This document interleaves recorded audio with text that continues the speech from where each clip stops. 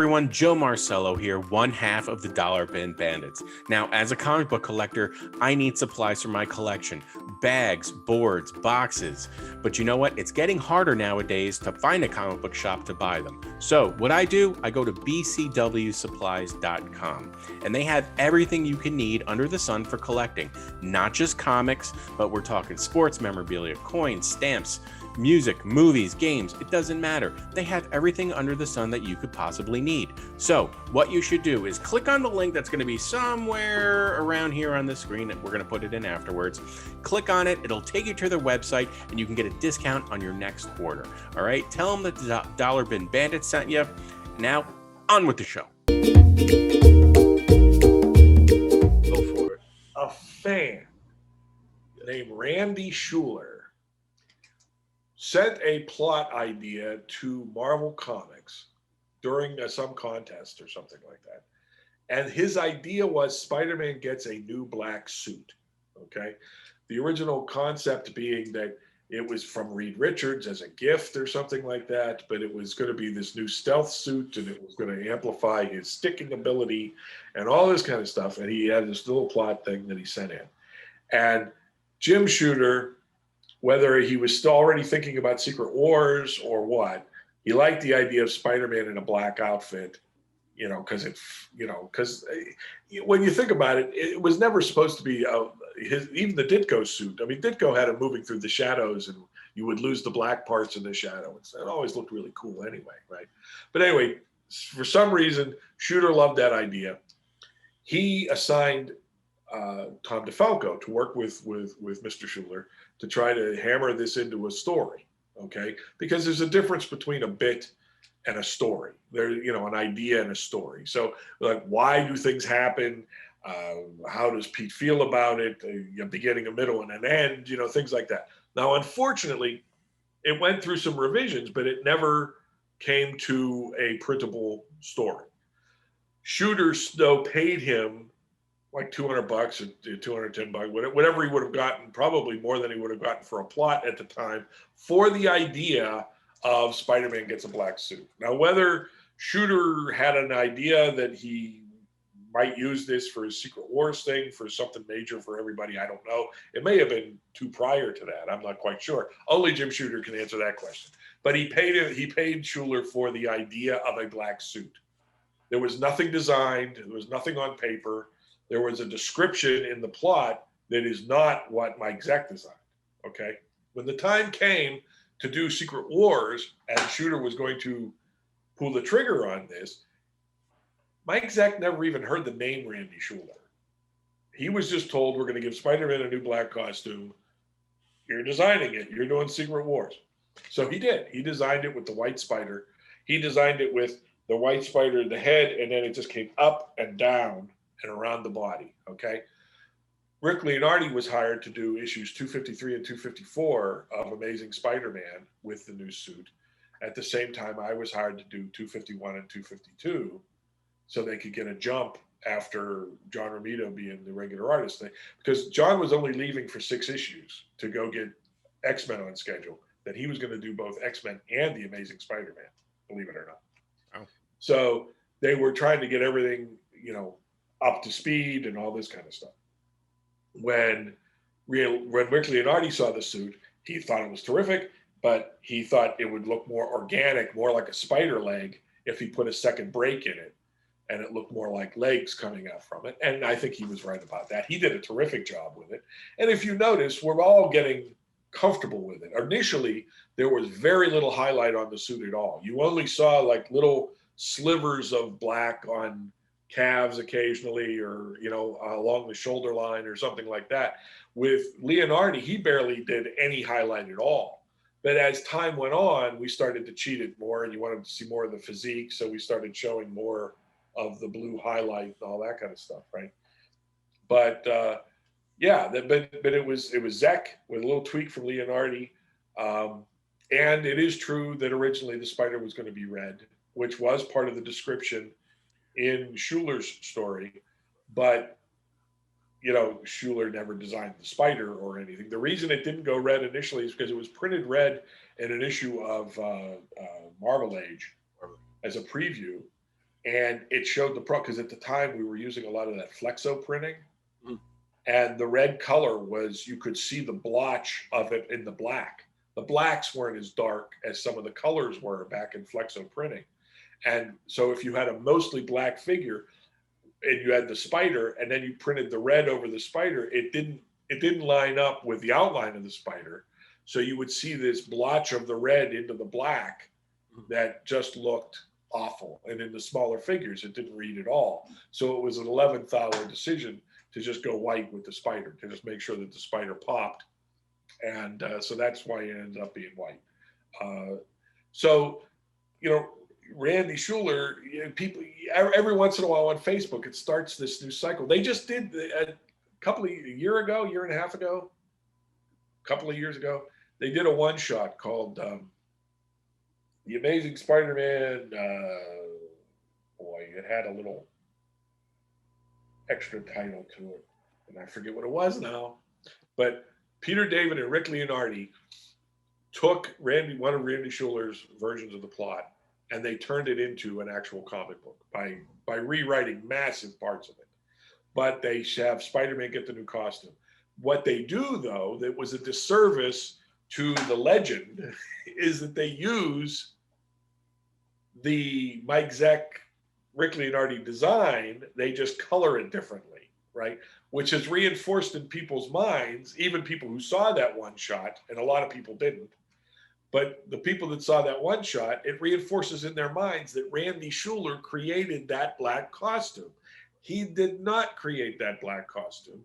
The idea that he got paid 200 some bucks, and everybody's going, that became Venom. They've made billions. How dare they rip this poor child off, and all this kind of stuff. None of that is true. I mean, I don't know. You tell me, how much credit should Randy Schuler get for Mike Zeck's black costume design? I don't know. Again, that's above my pay grade.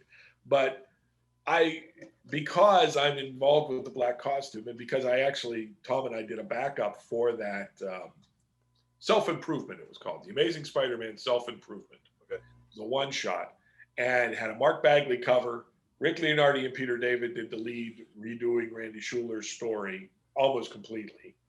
And then we did a little 10-page Spider-Man backup. But in the course of that issue, if you can find it, they printed both versions of Randy Schuler's plots, both before and after Tom DeFalco worked with him. So you can see the description of the suit, such as it was. And it could have gone any direction. In fact, on my Facebook page, I went ahead and did a design based on Randy Schuler's description that is not the Mike Zeck black suit, that kind of thing, to show all the different ways it could have gone from that description. But every once in a while, it comes back around and somebody decides Marvel ripped off a kid for, they paid him 200 bucks for Venom. That's bullshit, that kind of, and yes, it would be bullshit if that indeed had happened. Well, let me ask you a question though. If Marvel came to you and said, without all this happening, they told you, Ron, we want you to either enhance or reinvent Spider-Man's look, would you say, I'm not touching this? Or do you have ideas that you would have pitched? Well, if they approached me now, I'd say, do you have the right phone number? Because that's guys don't call me anymore. But I'll tell you what was funny about it is after we did the black costume in 80, what was it, 80, 85, 84, Yeah. 85. After we did it, and after it was a hit and it went away and it became Venom and all this kind of stuff, our new editor on Spider-Man towards the end of my run with DeFalco, Jim Owsley at the time, he's now under a different name, the artist formerly known as Jim Owsley. But he got it in his head that like every year Spider-Man had to get a new suit. Yeah. So one of the things that I was tasked to do when I was on the book, and so I've seen them floating around in the art market, were new costume ideas for Spider-Man. Half of them I didn't even take seriously. Half of them I did. One of them looked a little like something Alex Ross did, supposedly for the first movie. But one of them was just a version of the black costume, but with red highlight instead of blue, that kind of thing. And I played with a couple of variations on that. But the whole idea that Owsley thought that now we give Spider-Man a new costume every once in a while, unfortunately, seems to have caught on. I mean, he's got a new one coming up. That's I think white, you got blue, and weird. And yeah. I want to say it came out or it's coming out tomorrow. Something like that. Like, we're on the cusp. But I don't. I mean, if it's for a storyline, if it's something that it's an enhancement that he needs for a particular storyline, that's one thing. But I mean, that's fine. If it generates interest, it generates interest. I mean, there's nothing I can do about the fact that if your numbers pop a little bit because people still fall for this stuff, then fine. At least it's not like killing the character and bringing him back all the time. I mean, at least you're not trying to monetize death. Well, that's happened a couple of times. I mean, more than a couple, and it's ridiculous. It's the most ridiculous thing in the world. I can't believe that it affects the sales at all anymore, other than to have people stop buying the book. It hits the news. Spider-Man's dying. Yeah. What? Yeah. Actually, somebody has asked me to do an extra page of The Kid Who Collects Spider-Man. And the page he just made the general suggestion that it's Tim Harrison pulls out a long box of comics and they spend a couple of panels, Spidey spends a couple of panels reacting to comic book versions of himself. Yeah. Now, because I'm a fan geek first, you remember several years back, Marvel did a run of books one month that were the versions of the heroes that are published by Marvel Comics in the 616 universe. Do you remember those at all? I think so. There was like a Thor one where it was like a scientist and his sons who it's all high tech and they're not really from Asgard and all that kind of stuff. There was a Spider-Man that was done by Kyle Hotz that was more of a monster type of a thing. I think it was even like a thinly veiled version of Ron Jameson, was infected by an alien or something like that. And the Fantastic, it was all the, the versions that the Marvel Comics of the 616 produce.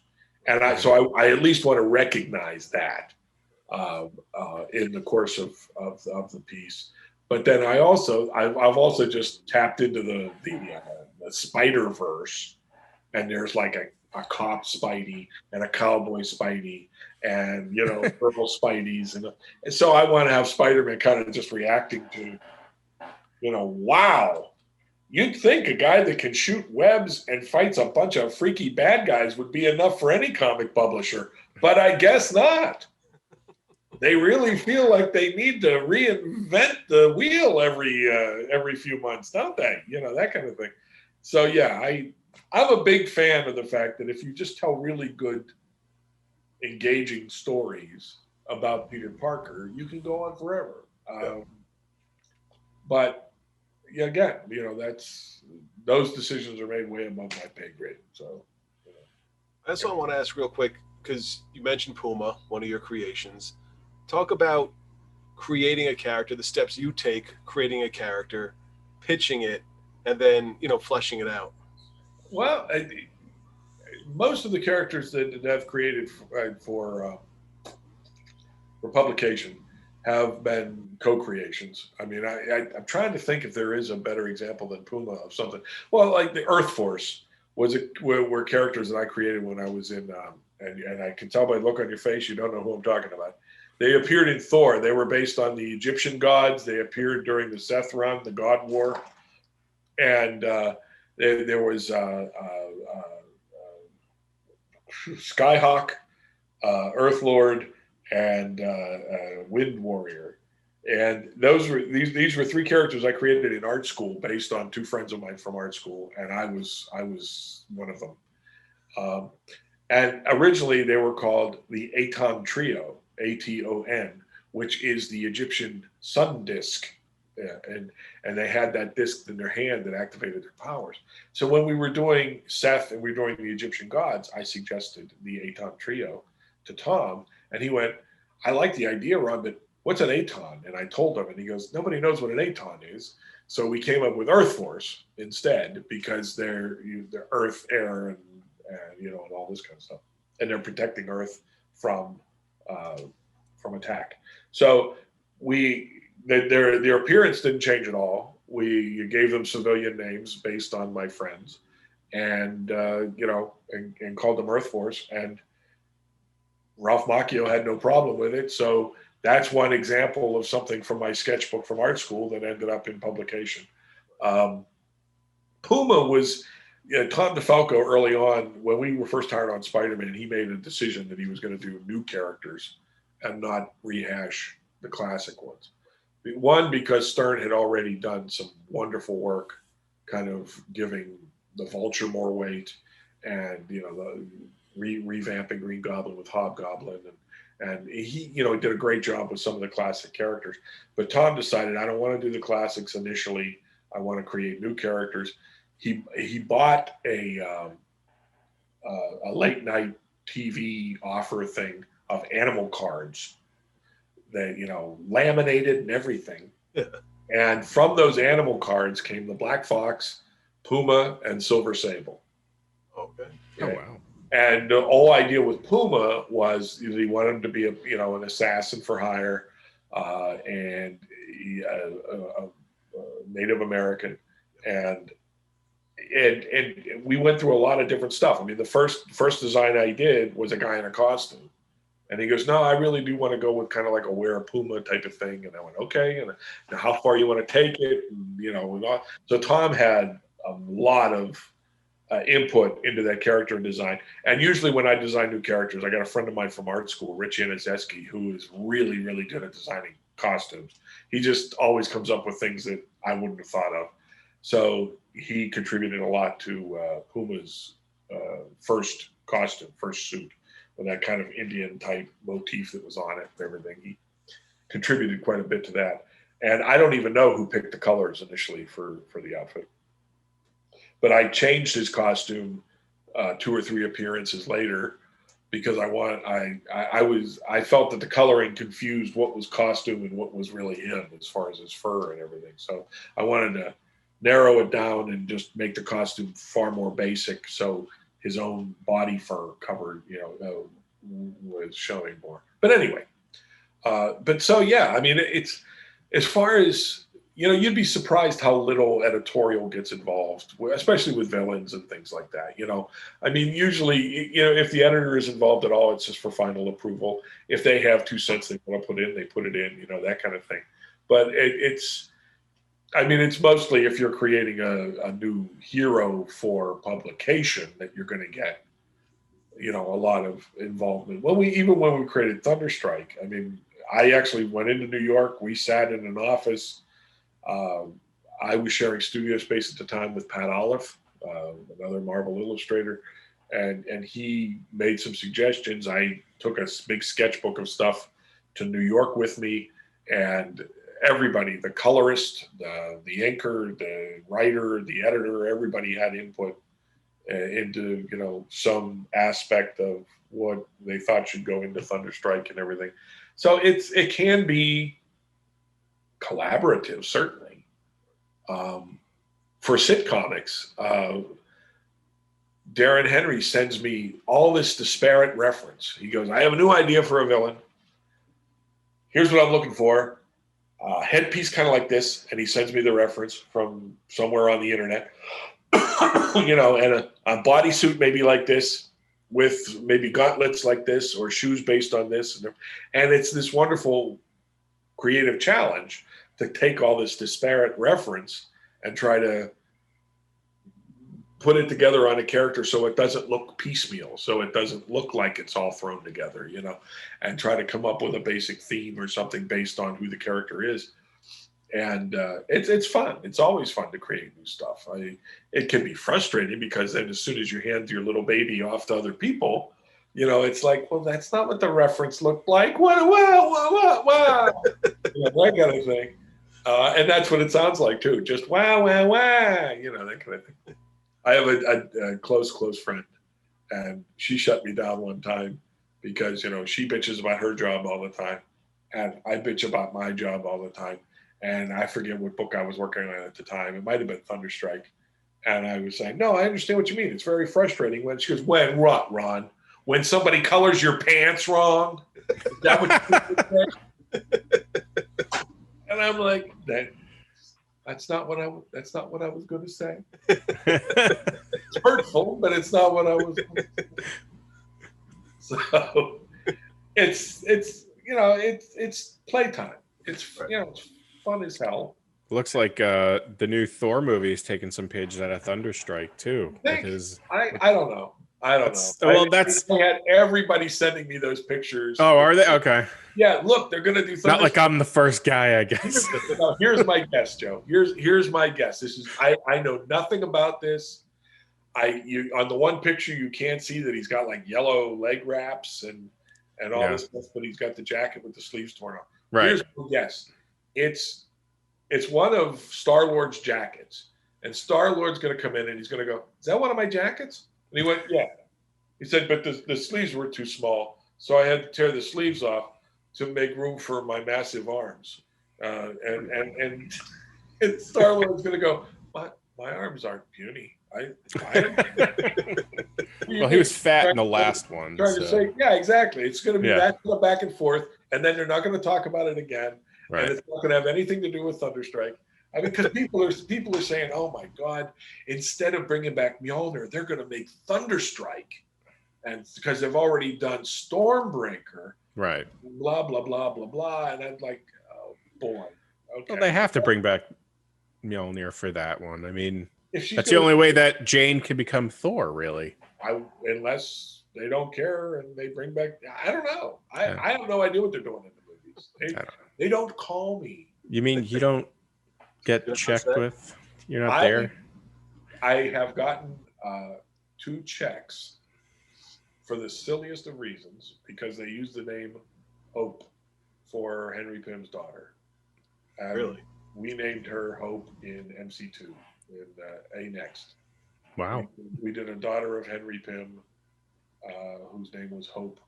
And because they used that, they send us a very generous check, and that's why DeFalco and I get credits. We got a screen credit at the end of Ant-Man and Ant-Man and the Wasp, and Endgame.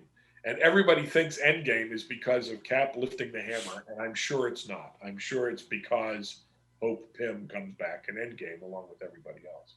So, you know, there we go. We just talked about the movies. Everybody will watch this.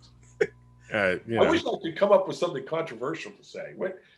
What's controversial these days? What can I say that would be controversial? Miss Piggy. You know, Miss Piggy. How about this? Zack Snyder. Yeah. So that guy. Jesus. I watched a director's cut. I liked Watchmen. I watched a director's cut of Batman v Superman, and everybody prepared me to hate it. I'm not a big Man of Steel fan. But I enjoyed Batman v Superman more than most people. But I saw the director's cut where Clark is actually investigating the Bat and all this kind of stuff. And I thought it held together pretty well. I really enjoyed Joss Whedon's Justice League, though. So did you really? You were the guy? Yes. All right. Well, here's the controversial part, I guess. Oh, that's the controversy. Okay. That's it. I loved it. I went and saw it with a friend of mine, and the lights come up, and I look at him, and I went, I didn't think I was going to like this. And he goes, I know. And I went, I really enjoyed that. He goes, so did I. So I have to say, the Justice League, as they're calling it, I enjoyed it. I have it on DVD. I've watched it more than a few times. So. Yeah, I remember going to see that one with my wife, and when it was over, I was like, yeah, okay, all right. And then it wasn't until, like, you know, of course, every movie I watch, I'm like, oh, okay, cool. And it's not until I start thinking about it, I'm like, hey, wait a second. It just, you know. Fans do, and here I might piss somebody off with this, but what I really feel, I love fans. I am a fan.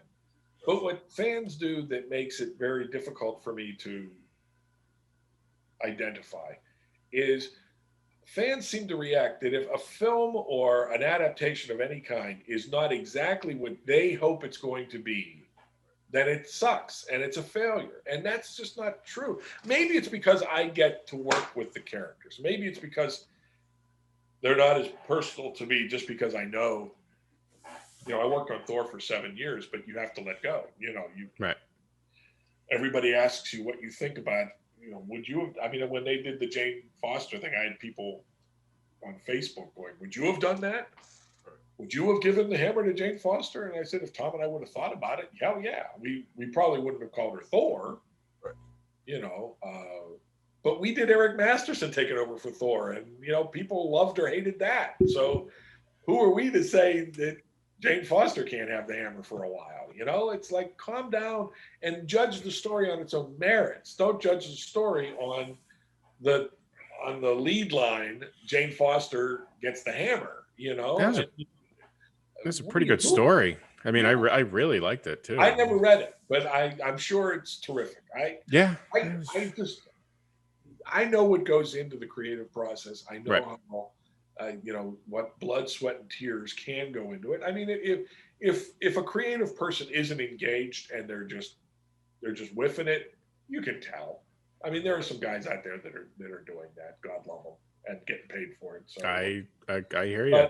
But in most cases, I can only presume that people are as engaged as DeFalco and I are. I mean, we take it very personally. So, for me, luckily, if somebody calls me a hack, I take it as a compliment, because they used to always call Sal Buscema a hack. And I'll be Sal Buscema any day of the week. I mean, you want to put me in a group with Sal Buscema, even if it says hacks, I'll be happily sitting next to Sal Buscema while you boobs are out there. But but we do put a lot of effort and care and time and thought. There are a few times we've done a few things, and I'm like, oh shit, we didn't think about that, and I feel bad. It's like that got past us. Some factoid about a character that we missed or something like that.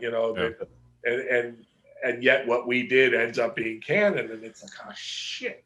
You get a chance to go back and do that one again, that kind of.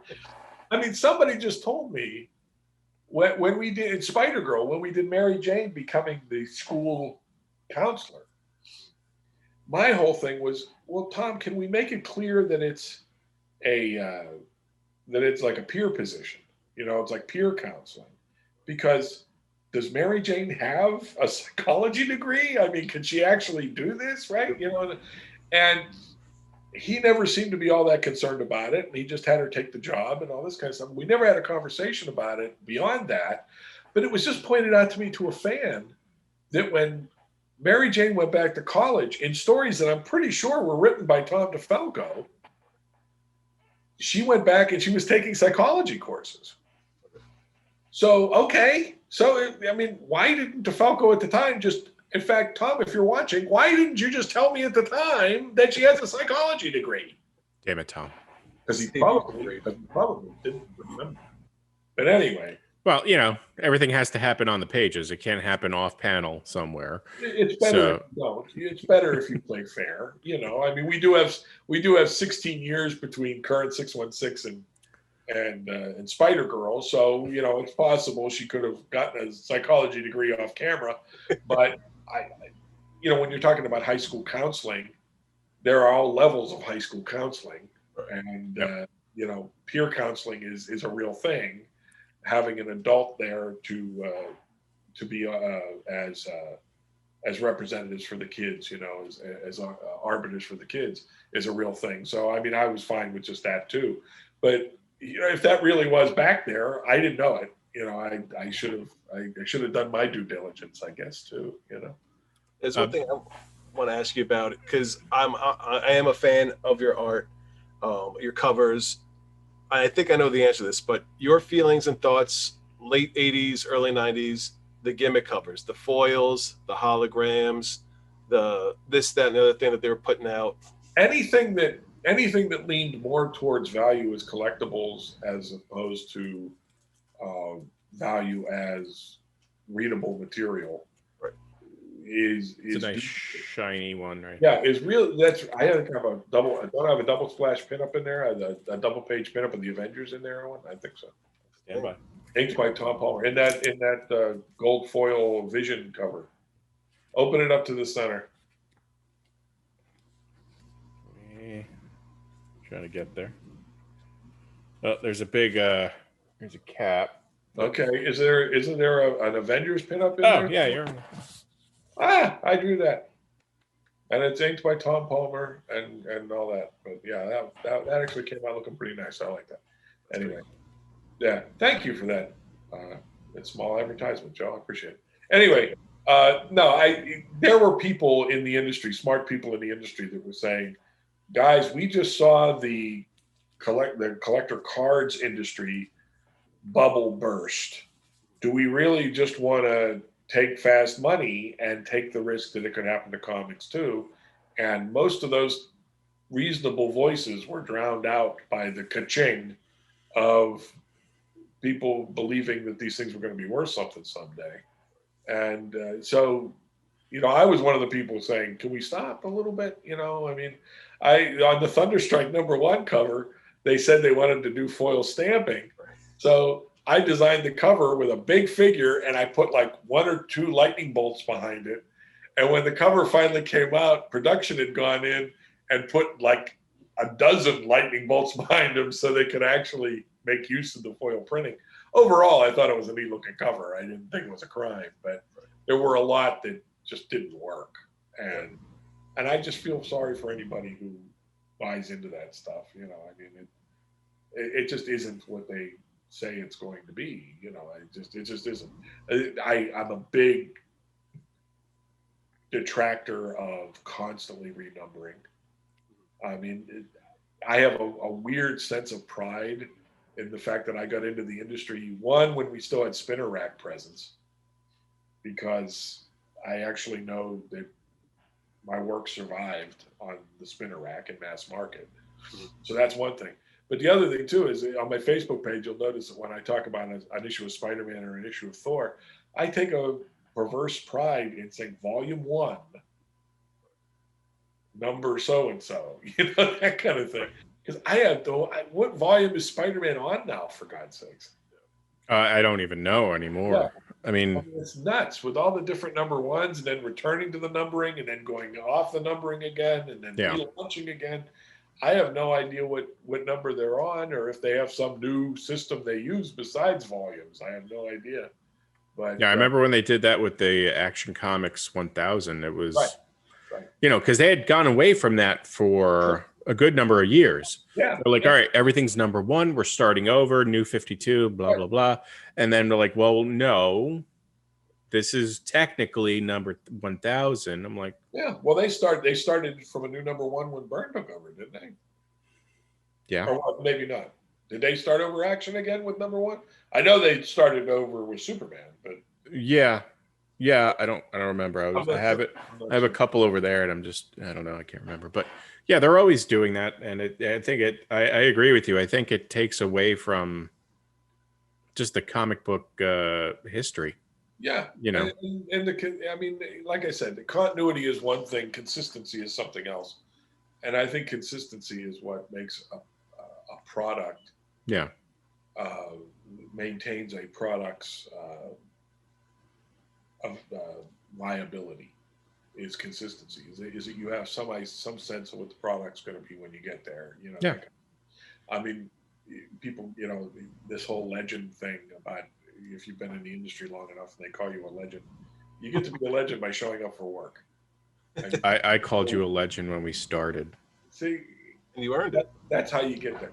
DeFalco's a legend because he started calling himself the legendary Tom DeFalco. He read somewhere that it was Michael Jackson himself who started calling himself the King of Pop, and it caught on. So Tom said, I'm going to do that. So he started calling himself the legendary Tom DeFalco. And he's managed to get a lot of people to use it. So please feel free from now on, when you refer to Tom DeFalco, he's the legendary Tom DeFalco. But when people call me a legend, it's like, somebody on one podcast even asked me, how do you become a legend? And apparently you just show up. Apparently, if you show up enough, like 7 years on Thor and 2.5 years on Spider-Man and a couple of years on Superman, all that kind of stuff. If you show up enough, you, by no feat of your own, become part of people's fond childhood memories of reading comics. That's all it is. You become fortunate enough to become part of people's childhood nostalgia. Because the one thing I've learned from being on Facebook is that nobody cares about Ron Frenz. I do. Well, I appreciate that. But what I'm saying is nobody cares about, oh, look, here's an old art project I did one time. Nobody cares about that. No crickets when I post shit like that, right?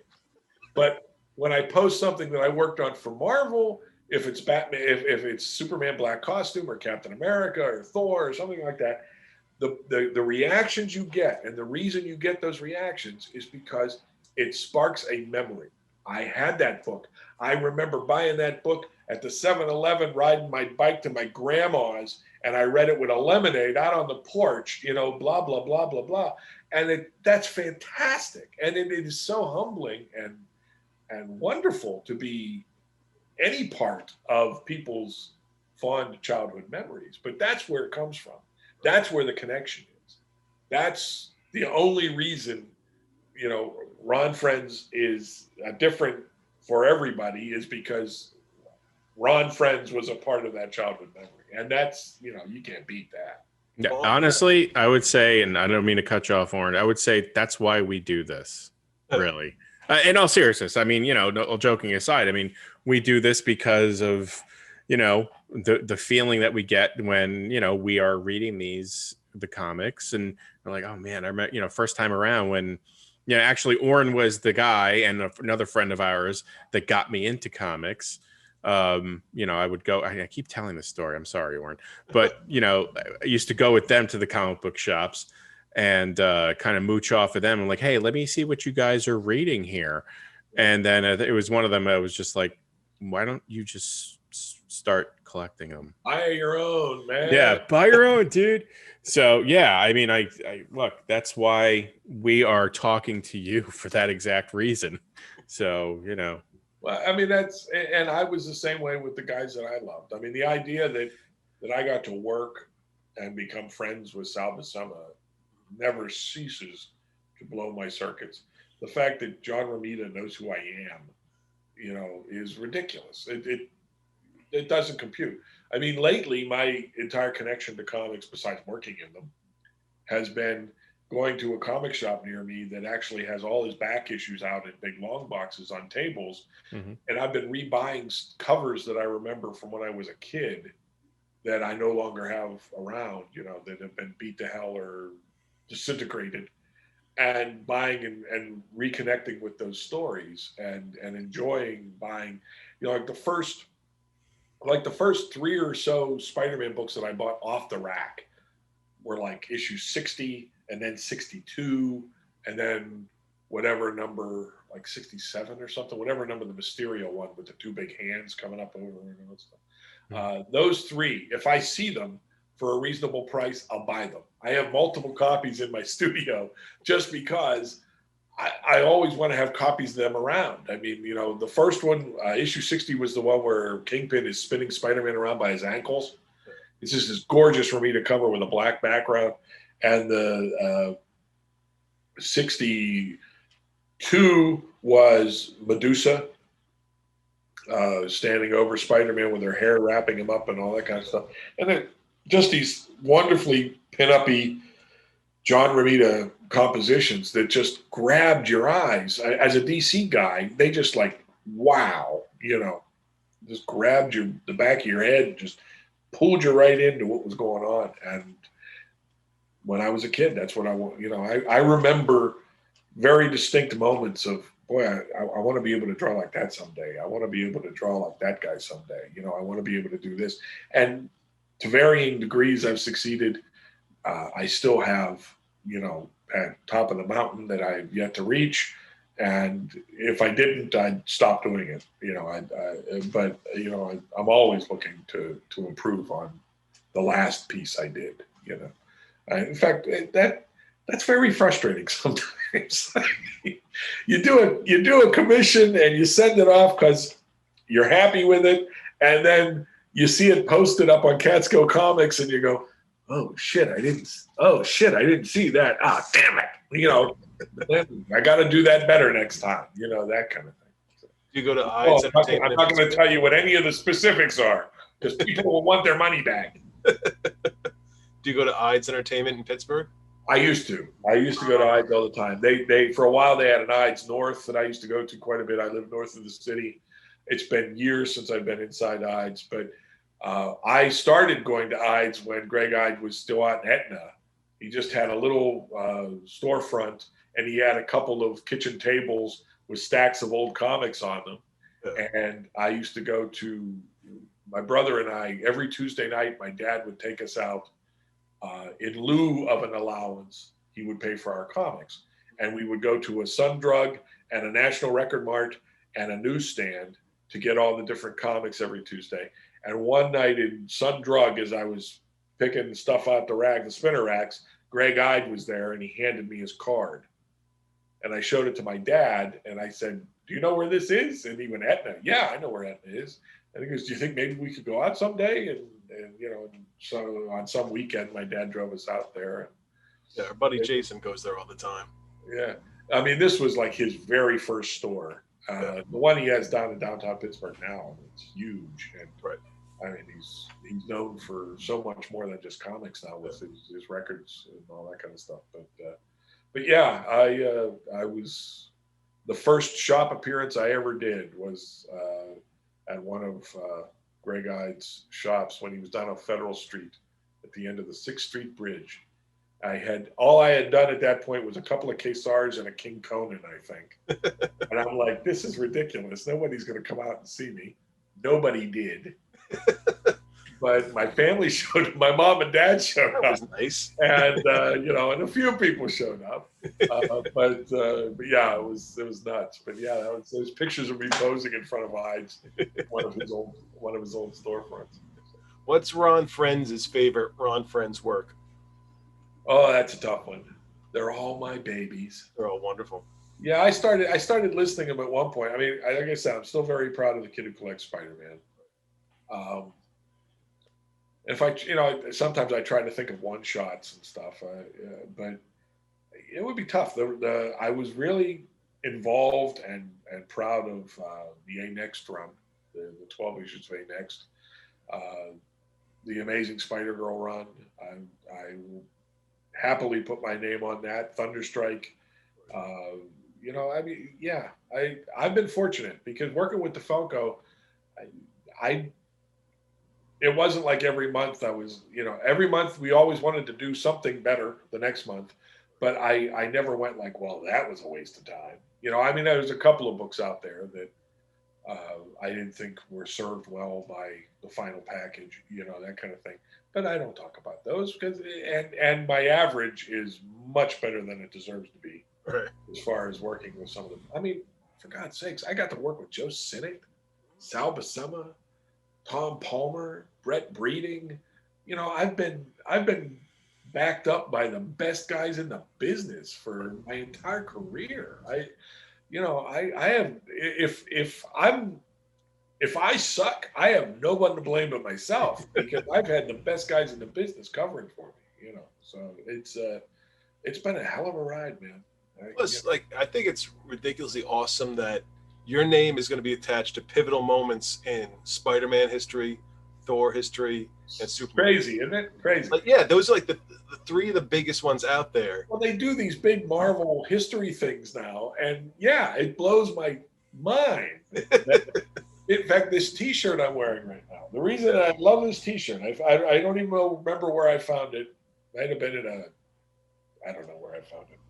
But anyway, Jack Kirby, Dick Ayers, Captain America. I don't know. Oh, you can't wait. Yeah, I can see. Okay. Jack Kirby, Dick Ayers, Captain America. George Tuska, Johnny Craig, Iron Man. Marie Severin, Hulk. Rich Buckler, Black Panther. Gil Kane, Medusa. Ron Frenz, Joe Sinnott, Thor. Wow. On what planet does that happen? You know? I mean, when they started doing these Marvel, classic Marvel things using the old Marvel logo, this logo that Tom DeFalco had a hand in, they started doing, vintage Marvel things. And I think because just my style was throwback enough, I think there's some mistaking, but sometimes they mistake my stuff for Kirby. Sometimes they mistake it for Buscema, even, mostly because it's inked by Sinnott. But I don't care why. I was going to say, not a bad thing to have happen. In some weird, strange parallel universe, my name is on a list right next to guys, that I grew up reading, and it's crazy. It's That's crazy. insane, man. No, I'm one of the luckiest bastards on the planet. When I do talks at schools, I'll do little talks about storytelling with pictures and all this kind of stuff, and I tell the kids, when you go home today, you tell your mom and dad you met the luckiest guy on the planet. I said, your dad might think he's the luckiest guy on the planet, but you'll have to tell him, no, Dad, it's not you. It's this guy I met today. Because how many people, at 25 were doing what they said they wanted to do when they were 6? It's crazy. It's crazy. And I appreciate how crazy that is. And I do feel like I put the work in, but by the same token, it's, it's nuts. It's nuts. I mean, a buddy of mine that I went to art school with who has actually done some work for Marvel as well through the years, Richie Anazeski, that I used this for his design talents. Right. He once did some math, and he said that it was something about it was more exclusive for the number of people who were fans to get into the comics to actually get into the comics industry. It would be more exclusive than the kids playing basketball who want to get into the NBA. Wow. Which I find hard to believe. Right. At some point, he did some kind of math and he decided that was the case. And I went, well, that's discouraging. But so does that make you LeBron or? No. I'm sure the LeBrons would be like the Jim Lees and Todd McFarlanes and the people that women faint when they approach. I'm just a journeyman. Give me a journeyman guy who just shows up and does his job, and hopefully nobody says he's a hack. Who in the NBA? Everybody else. Yeah, I've never considered myself more than one of the grunts in I'm in the foxholes with everybody else, just trying to produce the best comics we can. That's why you're that guy. I was just saying, that's why we love your work, man. Yeah. It really is. I mean, when Joe Sinnott said he was going to start inking our Thor stuff, I just kind of went like, what the hell happened? Yeah. Because at that point, I was working with Brett, and Brett moved off the title, and we had Don Heck inked a couple issues, and that was really cool, and and all this. But we get to issue 400, and Joe Sinnott inks it, and then says, yeah, he'll stick around, and it's like, holy.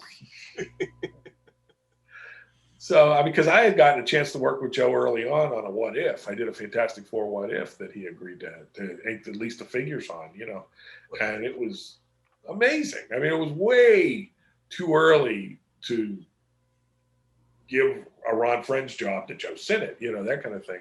And I've just really been lucky. I mean, Marvel appreciated my storytelling first, because I was pretty quickly put on doing breakdowns for different people, and working with Tom Palmer doing finishes or whatever. And even on Spider-Man, I was hired to do full pencils, but Joe Rubenstein preferred working off of breakdowns. And Danny was defending me and saying, no, I hired him to do full pencils. And I said, Danny, if Joe is going to be more engaged and going to enjoy the job more doing breakdowns, I'll do breakdowns. It was, the pay cut is minimal, and I'm still working on Spider-Man, so what do I care? It's a win-win, yeah.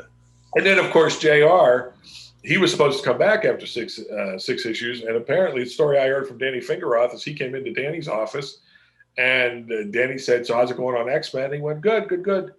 And Danny said, are you still coming back? And he goes, well, yeah. He says, how's it going on Spider-Man? And he goes, no, I'm really happy with these guys. They think they seem to be gelling, and they're doing some really interesting stuff. but we're going to stick to the deal. And it was JR that said, you know what, if you're really happy with these guys, if you're happy with what they're doing, then just let them have it. I'm going to have more work than I know what to do with. When I first met JR at a convention, I thanked him for my run on Spider-Man, because he didn't have to do that. Right. And he was a mensch, and it just meant the world to me. I mean, getting around. I mean, the way Spider-Man ended was nobody's favorite story. Tom and I were fired by Jim Owsley. There's all different versions of the story out there. He has a blog where he told his version of it, and some of it lines up, some of it doesn't. But the bottom line was, it was his prerogative as editor to do that, and he did it. And it was a sudden shock, and it rattled me pretty deeply at the time. But you rebuild. You come back, like I said before. You come back doing Thor fill-ins for Ralph Macchio, and who I had done the What Ifs for and stuff, and Superman annual here, inked by Brett Breeding, and suddenly you go, okay, I remember what this is like. I can do this. But it does knock your pins out from under you. Yeah. Sure. But you bounce back in a big way. Well, you have to. I mean, if you're going to do this for a living, it's freelance is not for everybody. Oh shit. I mean, right now I'm surviving on commissions, private commissions, and working for this publisher in California, and it's not the same as a regular monthly paycheck from Marvel. But I was very lucky, because if you get a job, you do the best job you can, and you hope the editor is just happy with what you're doing, and you want that longevity. Right. I mean, these guys who happily jump from project to project and everything, I don't know if they're getting paid really, really well, or whether they're just a different breed of people that don't worry about that kind of stuff. But I mean, I was always paid very well by Marvel, but not to the point that I could go 6 months without working. I'd say, yeah, money still needs to come in. Yeah, I mean, by the time I got there, I mean, Shooter did a lot of good for this industry as far as pay rates and getting the art back, and incentive programs and things like that. I mean, there's no denying the positive impact that he had on this industry. Right. Not the least of which was hiring me. You know what I'm saying? Masterstroke right there. Damn right. Yeah. There's a long-term plan in there somewhere that has yet to come to fruition. It's the long con, man. It takes. I'm the ultimate sleeper agent. Sleep. I love it. But anyway, so I don't know what else you guys want to know. You have any other questions we didn't get to? We don't. I think we've taken up enough of your time at this point. Now, are you guys involved with the dollar? There used to be a Dollar Bin podcast, just it was audio and stuff. I mean, you guys aren't them, are you? No, we are. Okay. Oren and I just started this about a month ago, or a little over a month ago, so that we can occupy our time doing something creative. We both lost our jobs. So. Yeah. So really? Yeah. Geez, I'm sorry to hear that, guys. Thank you. It's all right. That's brutal. So, I have other things other creative outlets, and I'm a video guy by nature. So, Oren mentioned this. It's like, hey, Oren and I have been trying to do something in terms of podcasting for like over a year now. So he's like, why don't we talk about comic books? I'm like, okay. So it just kind of happened. And I've thought about it too, like by public access or something, I mean, at this point, my rep, I don't know if my rep would maintain something like that, but I think I know Rob Liefeld's doing is it a blog or a podcast or something like that? Yeah, he does. I think it's a podcast, something like that. I see it on Twitter sometimes and stuff like that. Yeah, I mean, he's got a lot to say about a lot of things. Well, more than he has more opinions than I will ever have. And I've lapped him age-wise, so I'm sure I will never have as many opinions as Rob. God we don't have to put this in the video, but did Image ever come to you during those days in the early parts? No. No, the closest I ever got to working for Image is after all those guys were I think it was like Jim Valentino was running the gig at the time, and there were a bunch of other people that we were dealing with. I'm trying to remember if I remember a name, and I can't. But in the early 2000s, Tom DeFalco did a few issues of something called Randy O'Donnell is the Man for Image. It was published through Image, but he was basically paying for everything. It was when Image had already become one of these things where they were just packaging people and putting them, putting their logo on things and helping through Diamond, that kind of thing. And he printed, he worked with Ron Lim on 3 issues. I think it was 3 or 4 issues of something called Randy O'Donnell is the Man.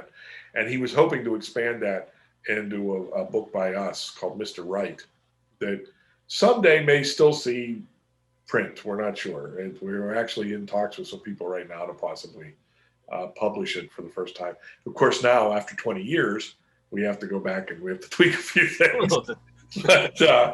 But yeah, that was the closest we ever came to working for Image or anything. No, I mean we've done some crazy things, like for an Indian publisher. There's an Indian superhero movie called Krish. Okay. There have been 2 of them so far, and we did a comic book. A freelance editor that knew us. They wanted it to look like a Marvel comic, so he got a hold of Tom and I, and Sal inked it. And we did this Indian character that was a lot of fun. It's a cool character, but there's some crazy stuff. For that same Indian company, we did their own religious stories for the iPhone with like no copy, no dialogue, just pictures. Where I did the pencils and were inked by Sal, and Tom structured the stories. So I mean, we've done some really bizarro, interesting freelance gigs, but I mean, nothing's like the regular monthly storytelling. I miss, that's why the sitcomic stuff is like mother's milk to me. And even that, I'm less involved with the actual plotting and the development of the characters. I help design all the characters, but it's still a new thing. It's still a nascent universe where Darren Henry is very much the shepherd and is still creating new things and deciding how everything fits together and all that kind of stuff. So I'm a co-designer, but I'm also mostly just a penciler, the visual storyteller, less so any kind of co-plotting or anything like that. But as time goes by, as we have our successes, I think that'll probably evolve and change. And that's what I really enjoy. I consider myself primarily a storyteller. Even with my single commissions, I try to tell a story. Right. It's not just a drawing. There's something to it. Right. You try to anyway. Even if it's a single figure, you want it to be true to the character. You want Cap to look like Cap, or Spider-Man to look like Spider-Man, or whatever. Mm-hmm. Right. That's pretty awesome. Yeah. Well, thank you, sir. I thank you for joining us. You look like you're ready for bed, Joe. No, I have 2 kids, and I'm always tired. I don't have 2 kids. I will go up. I'm going upstairs when I'm done, and I will go upstairs and I'm going to read comics. So there you go. Cool. That's what I'm going to do until I fall asleep, which usually takes me about 10 minutes. What's tonight? What's on the menu for tonight? I'm behind by a couple of weeks, so I'm going new stuff. Wow. Yeah, new stuff. Sorry. I'm reading Thor. Latest Thor. Not by me. What do I care if you're reading? I'll just go reread Superman Red. Somebody buys the new books? No.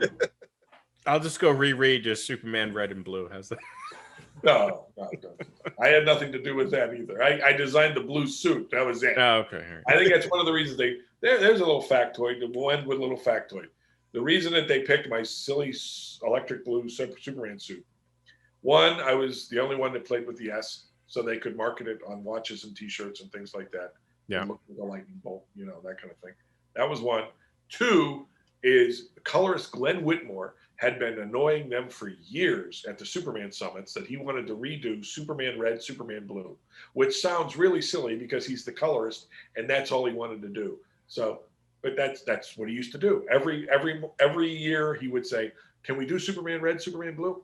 So when the opportunity came to give Superman a new suit and a new power set, one of the reasons I'm sure that my design was chosen was because of the electric S Okay. and the fact that he was monochromatic blue, so they saw it as an opening to finally So they can make Superman red, Superman blue for Glenn.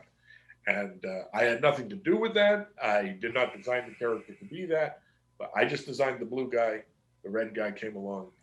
I have in there somewhere in one of those boxes is my glow in the dark version of that new suit on the cover. So I should have had that damn thing when we were talking about gimmick covers. Yeah, that was another one too. A lot of people don't realize. I mean, I sign copies of that all the time, and people don't realize it's glow in the dark.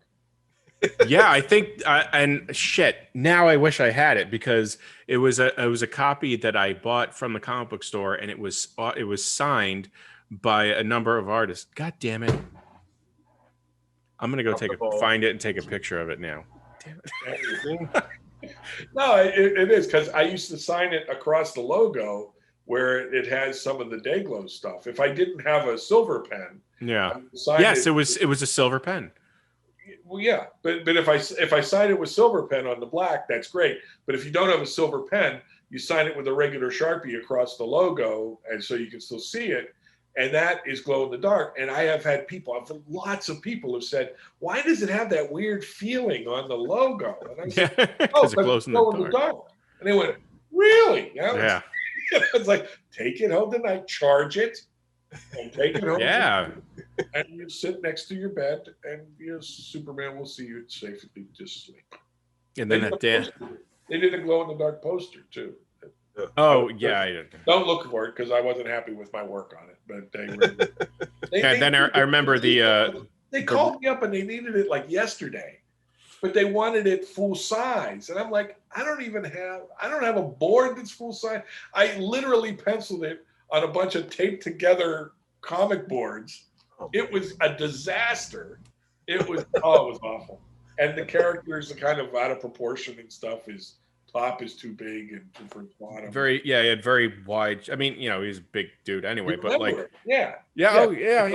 They picked a very static position, and he's just like standing there with his two arms up or something. Yeah. And his upper body is too big. Yeah, and he had very small calves and legs for that character.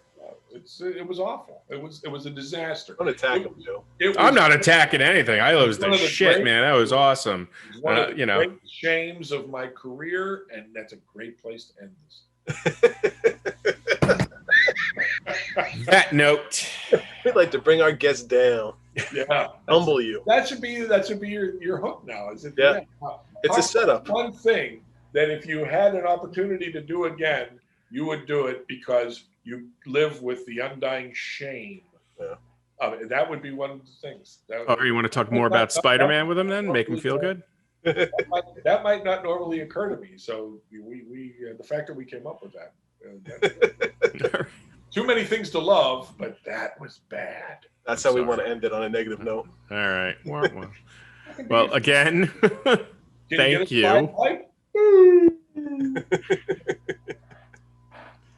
All right. Well, everyone, thank you so much for joining us. Thank you. It was. Oh, Oren, it's been a pleasure. You've been a lot of fun, and I appreciate you asking. And anytime you have an hour you need to fill, you can give me a call. Now that we know each other, you're family. So I appreciate that, sir. That means a lot. Anything I can do to help out the podcast, you let me know. Okay. Appreciate it. You have a good one. Thank you, sir. You have a good night. Take care. All right. Bye-bye. Bye.